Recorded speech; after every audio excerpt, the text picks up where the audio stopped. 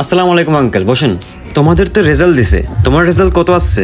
70% আসছে আঙ্কেল। ঠিক মতো পড়ালেখায় মনোযোগ দাও না নাকি? 70% এত কম? বাবা মাকে বলছো? এমনিতে আপনার ছেলের তো 65% আসছে, সে আপনাকে বলে নাই? তুমি কিভাবে জানলে? ওই আমাদের মেসেঞ্জারে কথা হয়। দেখো তো আমার মেসেঞ্জারে কি হয়েছে, তোমাকে SMS দিতে পারতেছি না। ও আচ্ছা, আমি তো আপনাকে ব্লক করছি। রহিম সাহেব আসেন, বসেন বসেন। আপনার ছেলেকে কাল বিকালে এত জোরে বাইক চালাইতে দেখছি, পুরো দিন আওয়ারেগিরি করে। কি রে আঙ্কেল, এগুলো কি বলতেছে? আরে বাবা, উনার ছেলে কল দিছিল, ও নাকি সাদের সাথে কট খায়া রাস্তায় আটকা পড়ছিল। আমি যদি ঠিক সময় না যাইতাম, ওনার ছেলে তখন হাসপাতালে থাকে। আচ্ছা আচ্ছা, সিশন সাহেব বাদ দেন, আপনি খাবার খান। দিন দিন চিকন হয়ে যাচ্ছেছো, বাপ মা খাবার টাবার দেয় না নাকি? কি বলবো আঙ্কেল, দুঃখের কথা, কিছু কিছু রিলেটিভ আছে আমাদের বাড়ির খাবার খেয়ে মোটা হয়েছে।